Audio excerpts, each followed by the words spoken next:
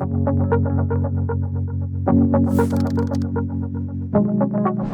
reprise se passe vraiment très bien, avec des conditions, des normes de sécurité qui sont importantes, mais nécessaires. Les enfants se plient facilement, je trouve, aux normes qu'on leur présente.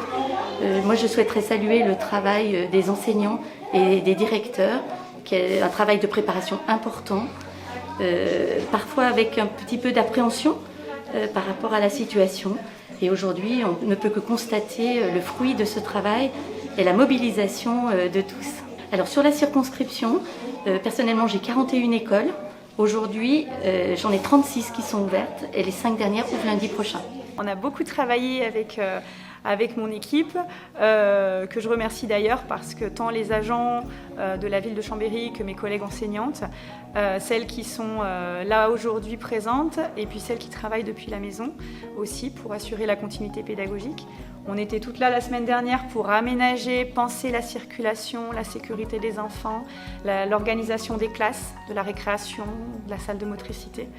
Voilà. Donc ça a été un gros travail de mise en sécurité pour nos élèves et j'allais dire un peu comme si c'était nos enfants qui allaient reprendre l'école parce que nos enfants aussi sont à l'école. D'abord, retenir que sur 4700 enfants, on a un peu plus de 600 enfants dont les parents avaient annoncé l'arrivée ce matin. On constate quand on fait le tour des écoles que le chiffre de 600 ne sera pas au rendez-vous, puisque en fait dans toutes les écoles il manque quelques effectifs. Moi je voudrais dire aux parents, notamment aux parents des quartiers les plus en difficulté, qu'il faut avoir confiance en l'école et que pour leurs enfants, il est bon qu'ils reviennent à l'école. Toutes les mesures de sécurité sont prises par les maîtres au niveau des locaux, etc.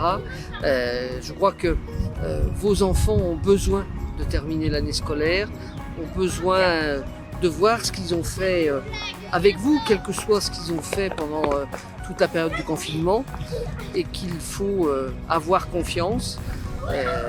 Je pense qu'il n'y a rien de mieux pour un enfant que de revenir voir les copains, etc. Parce que vous voyez bien, même si il n'y a pas de contact physique, etc., les enfants rejouent ensemble, revivent ensemble, et ça c'est essentiel. Et je voudrais remercier à la fois le personnel du service éducation derrière Muriel Jean-Angel, mon adjointe, les inspectrices de l'éducation nationale derrière le DAZEN et l'ensemble des équipes enseignantes autour des directeurs d'école qui ont fait un formidable travail pour délimiter les espaces, marquer les zones d'attente, etc. et concevoir la pédagogie autrement pour la période qui vient. Aujourd'hui, l'école est vide parce que demain, on fait une réunion on réunit ce qui s'appelle le conseil d'école. On réunit un représentant de la municipalité, des parents élus, un des DEN et l'ensemble de l'équipe pédagogique pour présenter aux parents le protocole qui a été retenu, c'est-à-dire on va leur expliquer les conditions d'accueil des enfants.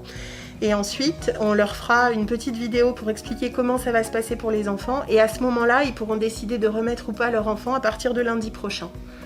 C'est pour ça qu'aujourd'hui, il n'y a pas d'enfants. Donc on prépare les locaux, on a matérialisé les espaces, essayé d'identifier un peu des zones pour chaque enfant, cacher le matériel que les enfants ne devaient pas toucher et que ce sera l'enseignant qui leur donnera. Voilà. On a contacté les familles en leur expliquant qu'on devait d'abord réunir le conseil d'école pour préciser, préparer les choses. On a extrêmement peu de familles qui souhaitent revenir à l'école et du coup, notre idée, c'est d'expliquer au mieux les choses, de rassurer les familles pour qu'ils se sentent en confiance pour envisager de remettre leurs enfants. C'est une question de choix, c'est des familles qui ont pour beaucoup la possibilité de garder leurs enfants parce qu'il y a pas mal de familles qui ont au moins un des deux membres de la famille qui ne travaille pas. Et puis, c'est des gens qui sont un peu inquiets et du coup, le fait de ne pas savoir comment ça va se passer, ils ont préféré ne pas prendre leur décision tout de suite et attendre de savoir un peu, entre guillemets, à quelle sauce ils allaient être mangés pour prendre leur décision. Donc peut-être que si on arrive à expliquer, rassurer, on aura davantage d'enfants à partir de lundi prochain.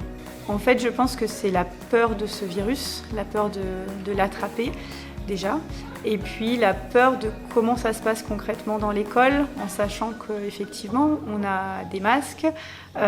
Pour l'école, on a fait le choix aussi de visières et de blouses.